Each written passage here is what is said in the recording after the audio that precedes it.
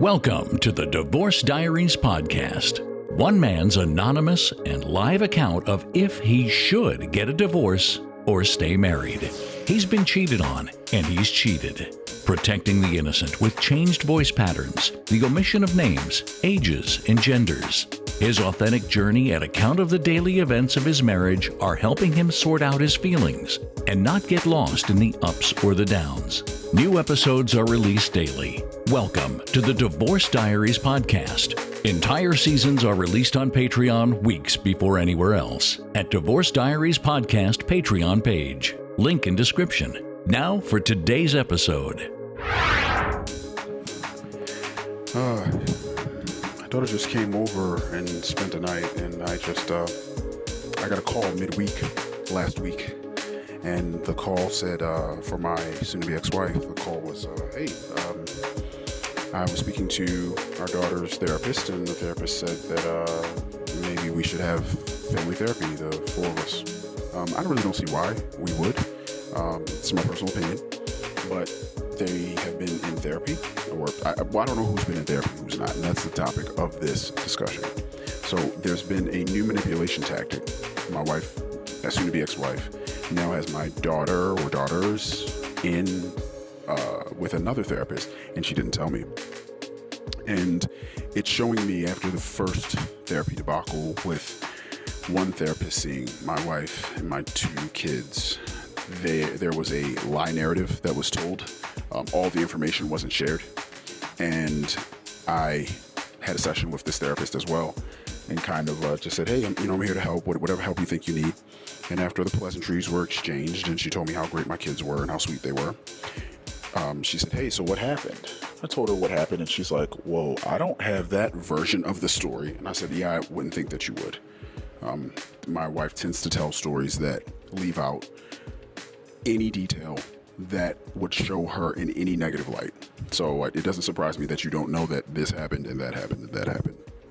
And she's like, okay. So in a very unprofessional manner, this woman just stopped seeing everyone, I guess, and stopped communicating with my wife and my kids. And I'm like, what? First off, you went over ethical boundaries by seeing all of those people in the same family. But at least you were ethical, I guess, in the end, because you stopped those relationships, but you stopped them without any communication. So that was a really horrible and fucked up thing to do to people that got invested in you as a therapist, and you just like dropped them and left them like that. Which is why I'm a very, very big proponent in therapy, but you've got to really date your therapist, and you've got to figure out, are they really for you? Are they against you? Are they for the people that you're for? Are they for your life situation? Or are they coming in with their own, which all humans do? We have our own biases, and is that what they're doing? Are they coming in with their own? And if so, maybe one of the best therapists for helping someone cope with an eating disorder might be a therapist that may have had to grapple with having an eating disorder. Now, there could be another way to look at that, and you could say, hey, a person, and that's more tactical, like a person with an eating disorder might be the best person to help other people with eating disorders. But what if it's something that's like, someone that's maybe abused or something? Should they be the person that helps other abuse victims? Possibly. But what if they were bitten by What if they were bitten by a Rottweiler? That person is probably, unless they have really mastered the whole, like, it was just that dog, not all dogs sort of theory that bit me. They were fearful of dogs still. That person might not be the best person to help people that have like deep fears about things, because maybe they themselves just haven't really cracked the code, whatever that code might be, to help things. So, yeah, I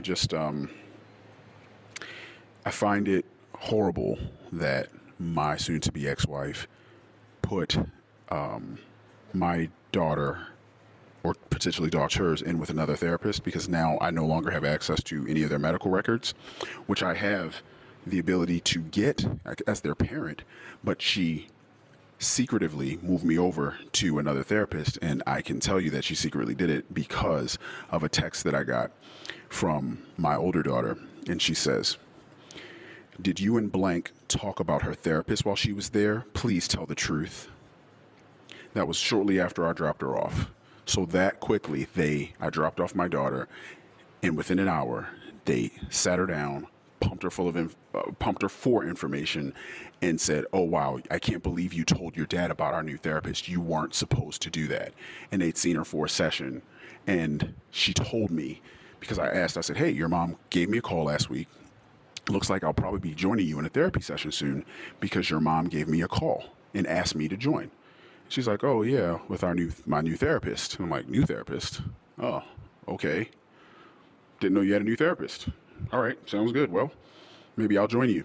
So just because they found out that she told me that, they're now so angry that I know. And that goes to the heart of why I know getting a divorce is the absolute best thing. Let's walk it out. Fathers and mothers that are listening to this, if you are married or in a co-parenting situation with someone that will put your kid in therapy and not tell you they did, think about how it makes you feel. Think about what it says about that person. They view that child as their child, not your child, together. They don't view it that way. Think about it. When a parent's like, "No, when a parent is talking to another parent and they look across at that parent and they're like, "That is my son and I won't let you," unless there's something really egregious that's being done and the kid is definitely 100% objectively being abused, not like interpret. "No, I interpret you talk to him and you use a harsher voice and I wouldn't say that. And that's what, no, I don't like how you talk to my son." No, I'm talking some real heavy shit. If they're not doing anything real and heavy and horrible to your kid, seriously, you gotta, oh my gosh, to take a child, put a child into therapy, and not tell the other parent, think about what that person is actually capable of. Just think about it. Are they a liar? Yep, that would definitely make them a liar. Okay. So let's put that on the list of things, the list of great qualities that my soon-to-be ex-wife has. She's a liar. She did not tell me, so she had to locate a therapist. Didn't say, "Hey, I'm looking for a therapist, another one for our kid." So that would be, "Oh, why? How come?" "Oh, well, I think it's not working out with the other." "Oh, okay, cool. Why do you say that?" "Oh, this happened, that happened." Or, "Oh, her practice is ending, blah, blah, blah." "Oh, okay, cool. Thanks for letting me know." It would have been nothing. I actually wouldn't have even have known my wife was trying to manipulate and she was trying to scheme and do things behind my back and under the covers and, in the dark of night. I wouldn't have known if she would have just been open and honest. Oh, add that to the list. My wife is not able to be open and honest. Check. Gotcha. So I have 2 children that are living in the house with a person that secretly moves their kid to another therapist and doesn't tell the other parent. And why do I say secretive? I say secretive because you didn't tell me that you did it and you had the information. Just like my wife's affairs, her debt, her putting mortgage payments on credit cards and not telling me, the guy at Red Lobster that she went on a date with, a guy that she didn't break up with me for and went to the bowling alley that she was seeing and dating, the guy at work that she had an affair with, the guy at work who she deleted all her Google chats from, that she said, "No, it's nothing going on." But why is he sending you pictures of himself smiling and saying things like, "Enjoy home"? Why are these things happening? The fact that I've read my wife's Google chats when she told my son that, as soon as you get your realtor license, I'm leaving him. Speaking about me. If I didn't go on this fact-finding mission, digging through my wife's things, absolutely violating her privacy, I know. But if I didn't do that, I wouldn't know who she was. I wouldn't know what she was capable of. But now I've accepted it, and the fact that, I'm just going to say it, My wife is one of the most toxic and despicable, horrible human beings I've ever met, which is why now when I see her, I don't even really give her eye contact. I am very uncomfortable because it's like I can easily probably have walked up to Charles Manson and shook his hand if I didn't know it was Charles Manson. But once you know, it's like, damn, I've seen video footage of this person kicking puppies. I've seen them do it. So now when I see them, I can't just go up and say like, hey, how's it going, Hank? No, I saw Hank in several videos. He walks up to a puppy, boom, and he kicks it. See, just think about that. We all know how cute and small and cuddly and sweet puppies are. And just think of someone actually kicking one. Just kicking it. Taking a shot to the ribs of the puppy. Boom. Trying to go for a football punt. That shit looks fucking despicable. Even though it hasn't happened, we all have that little feeling in our stomach right now. Ugh, kicking a puppy. Ugh. Don't kick a puppy. That's fucking wrong. Don't kick a puppy. But it's so interesting that I now, after all these years of marriage, how was I not able to accept, like, this is how my wife moves. This is the person she is. She lies, she leaves out, she omits, she manipulates, and she doesn't care if it's the children. She doesn't care if it's her husband. She doesn't care if it's other members of her family. I've seen her do it to so many people. Not tell them this, not tell them that, act like something else happened, redirect, misdirect, narcissistically object, do all these other things, then blame. And now recently with all of this lying stuff that she's been doing, I'm like, wow, you are the worst. And I had 3 children with you. Damn it. Do I love the kids? I do love the kids. But I'm going to be honest with you. I only fuck with one of the kids right now because my middle child has taken on the mantle of what my wife embodies. Omitting and lying and presenting one form of herself, and then omitting and lying and presenting another form, and omitting and lying and smiling in my face. And it's funny right now as I'm recording this, because I won't be publishing this for a very long time, because with my lawyer's legal advice, great legal advice, I guess, he just said, don't publish this podcast, because this is supposed to be out, like, I'm supposed to be dropping 2 episodes every week. I'm just recording randomly, and I'm just setting them up to release. That's it. Recording them, I change my voice, I take out any names if I've mistakenly mentioned them, which I haven't, and I post it randomly, a randomly posted podcast. And the lawyer's like, anything is admissible in court. And I really feel like we may go to court, but I'm wondering if my wife is going to be smart enough, because I'm taking so many meticulous records. Because now it was hard for me before to say, like, yeah, I'm going to take records, and like, why should I record my wife's phone calls? It's like, and I don't record her phone calls. One, you can't in the state of Maryland, but I don't record her phone calls. I just say, hey, drop what you need in text. Drop it in Google Chat. Just write it out. Because now I understand that my wife's like, oh, fuck. If I write things down, then there's a paper trail back to me. So it's just why it's so funny. Like, now we don't talk at all, because she would have been willing to, like, yo, I'll keep having phone conversations with you. I'll keep doing this with you, that with you. And she's just been, every time she's on the phone, cursing me out. You horrible piece of shit. You this, you that. But if I put her in a group chat, she can't talk to me that way, because then it's going to look like from the people that, yeah, it's crazy. Sorry, I just got a text from my mom. Now I lost my train of thought. Sorry about that. So accepting her for who she is, it's very easy now for me to say, oh no, just put that in text. It's very easy for me not to look at her. It's very easy for me not to talk to her. And it's sad watching the life manifest the way that it has for my children, with her being involved. And I've said to all my children at one point or another, but I've said to the youngest just very recently, I'm like, you know, who has been at the center of every problem this family's had? The problems that you can think back to, the big ones. It's like, oh, mom. Yep. It's either the actions directly from her or the inactions of her or the poor actions of her. But at the center of every major conflict and issue that this family has had, mom has been at the center of everyone.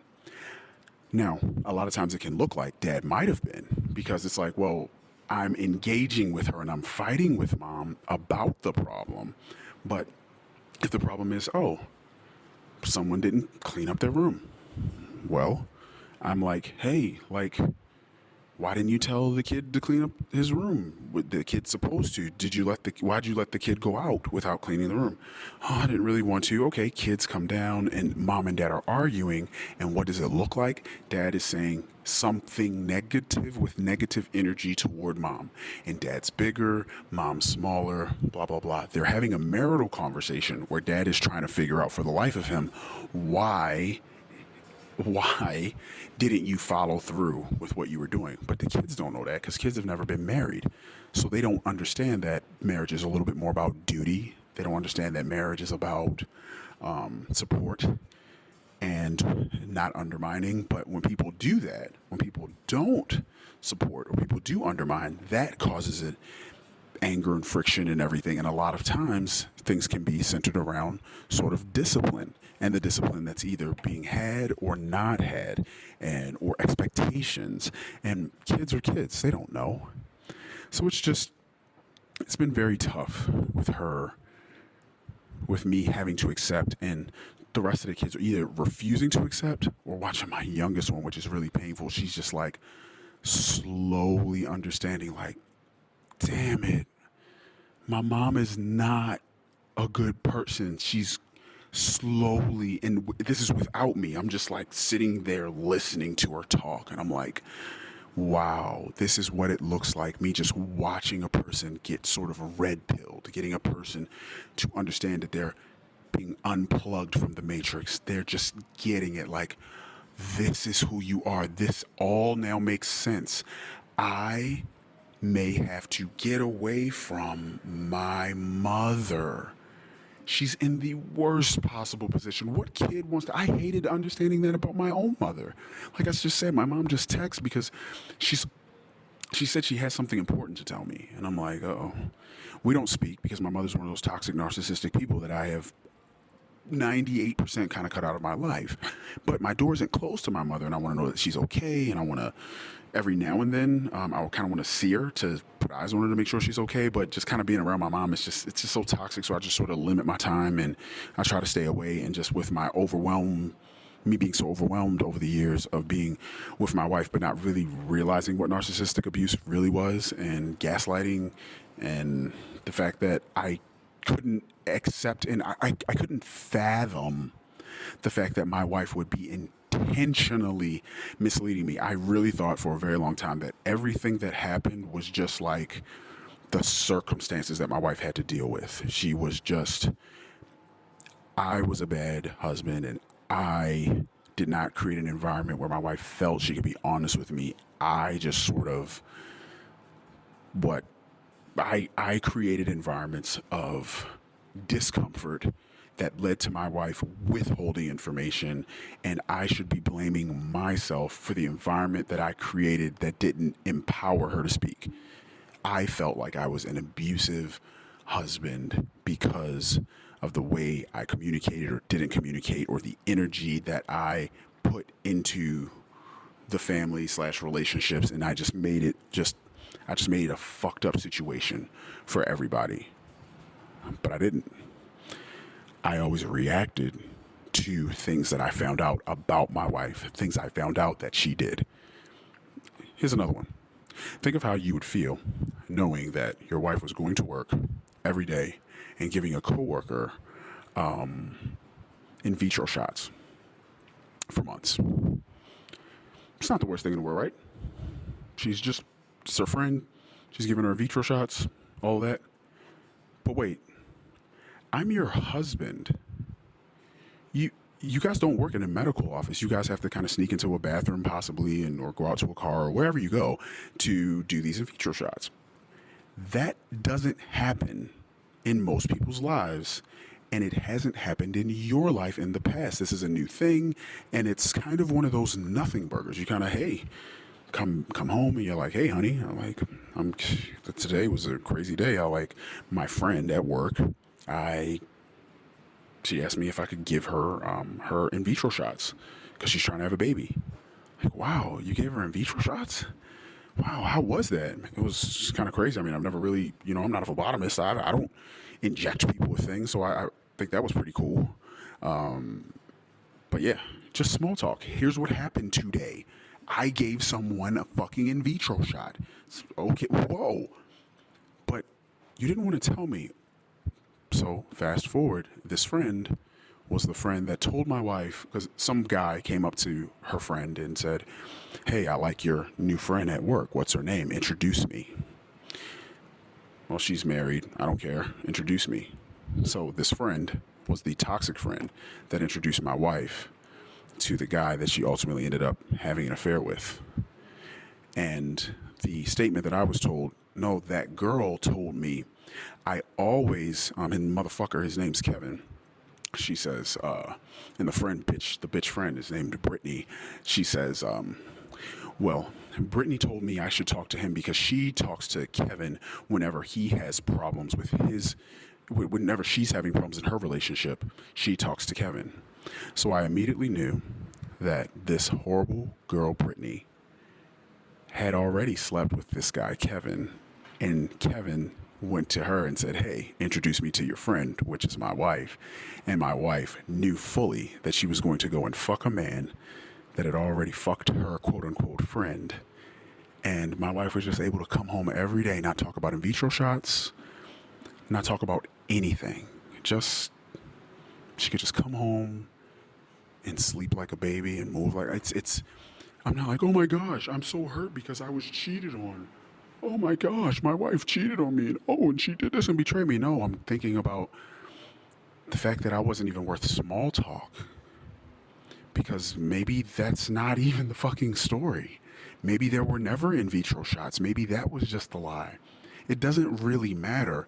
What matters is I've now accepted that my wife is a dark, manipulative, scheming, hiding liar. She's very dark.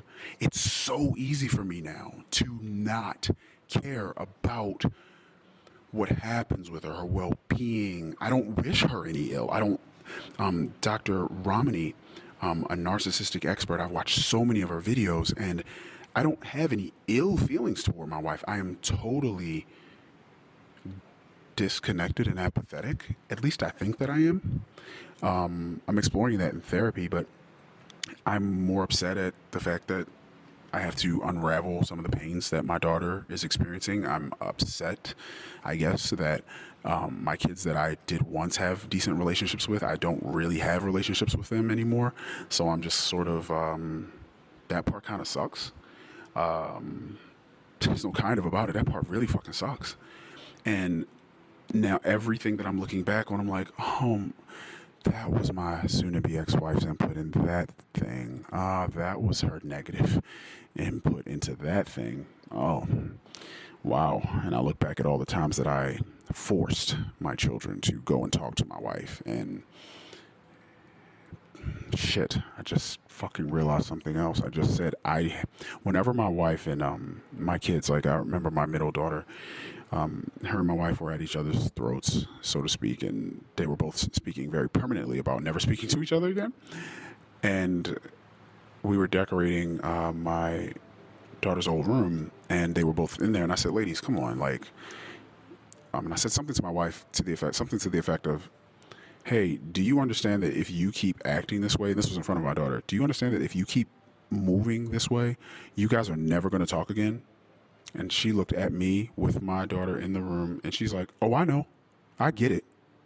But she's got to do something. She's got to change or saying something about my daughter. And I'm like, what? And I didn't understand what I was looking at. I was looking at a parent that just said very easily, Oh, I know we're not going to have a relationship. I'm done. Yep, I know, and I'm good with it. I was so shocked. I guess I was so shocked that I didn't believe it. And I just kept trying to force, basically, my kid to loosen up, give another chance, be a little forgiving, be the bigger person is what I try to do. I try to tell my kids to be the bigger person with my wife, who has never been the bigger person. So I enabled my wife. I did the same thing to my fucking son, too. I told him, go talk to your mother. Call her out for a walk so you guys can go and talk about things. And she said something really hurtful to him as well when he came back and he told me what she said. Because she went and, it's a quick backstory, she went out shopping for a very nice, what ended up being a very nice pink dress with my son and I one day. We all went to the mall and we had lunch, and my wife and I were having a lot of problems, but I thought we were trying to make things work. But she buys this pink dress from Express, and it's a little dress, a lot of leg, a lot of back, a lot of cleavage, everything's out. She's taking pictures and putting it on in the house, and she's saying, I'm going out on a girls' night. Well, long story short, it wasn't a girls' night. She left at about 8, and she went and met her boyfriend at the at a hotel and stayed there until about 6 in the morning. All while I'm pinging iPhones and finding iPhones and sending lock sounds and play sounds and all this, and wondering where she is. And she went off the grid for a while. I thought she was dead, but and everything kind of hit the fan shortly thereafter. And she walked up to me in the kitchen. She asked me, "What's your body count?" Just out of nowhere. What do you mean, body count? What do you mean? What's your number? And it was like she was basically trying to tell me. She's just like, "Yeah, I just fucked someone. My number's different. What's your number?" I'm like, what the fuck is happening? But I didn't want to see it that way. And she said, well, and then another day, she's like, I have a friend. I do have a friend. Is it hard to say I have a guy that I'm fucking? I guess it is, because it's like she just really wanted to like slowly, strategically hurt me and rip my heart out. Or, like they say about narcissists, they don't care about you. They don't care about you. So about the pink dress, anyway, she kept it in her closet, and it was right at the edge, and I could see it every day because we had a bad closet door, and the closet doors wouldn't shut all the way. So I would always see the pink dress, and I was like, can you please get rid of this? It's just a reminder of the fact that you got screwed by someone else. And you wore that. And she's just like, I'm not getting rid of it. You're controlling, and you're just trying to control me. And I'm not going to let you do it anymore. The worst, some of the worst pain in my life. And I'm kind of going a little bit more gloves off. I'm not going all the way back to a lot of those podcast episodes that I recorded in the past where I was so angry and frustrated, and it was just, oh man, it was just so much anger spewing out of me. If I ever put those up again, they'll be up on Patreon, but I just don't want that energy in the world. But I do think it should be in the world, because I do think that some men could take a listen to those episodes and probably gauge the level of anger and frustration that they may be in. But maybe listening to me rage out like that, you might be able to say like, oh shit, I've heard myself sound like that before. Or you could say, let me make sure I get out of any situation that I'm in so that I don't find myself totally enraged. That might be the move. So I just kind of, yeah. I'm sorry. Just thinking back, it's sad to think back to how arrogant I once was. And one, I was not the best husband, so I don't feel great knowing that my hands aren't clean. But two, the arrogance that I must have had to not see these glaringly obvious red flags that were always there. I made a choice. When I got my wife pregnant as a teenager, and I made the choice to make a family, all I had was tunnel vision. I'm going to make this a family. I'm going to make this a family that my wife and I didn't have. We came from broken homes, and I just made my mind up that I didn't want my kids coming from my child at the time, coming from a broken home. So I did the worst thing ever. I brought kids into the world and I didn't protect them. But who the fuck knew I was supposed to protect them from their own mother? Wow. That was the Divorce Diaries podcast. The Daily Saga will continue tomorrow. The full season's episodes are on Patreon now. Subscribe for early access. Click the Patreon link in the description. Hopefully, these entries help our anonymous recorder as a form of his own personal therapy. That's his hope and his intention. Will these recordings of life's curveballs lead this family to the best resolution in the end? We'll keep listening. New episodes are released daily on all podcast players, but all episodes are available on Patreon at Divorce Diaries Podcast Patreon page. Until next time.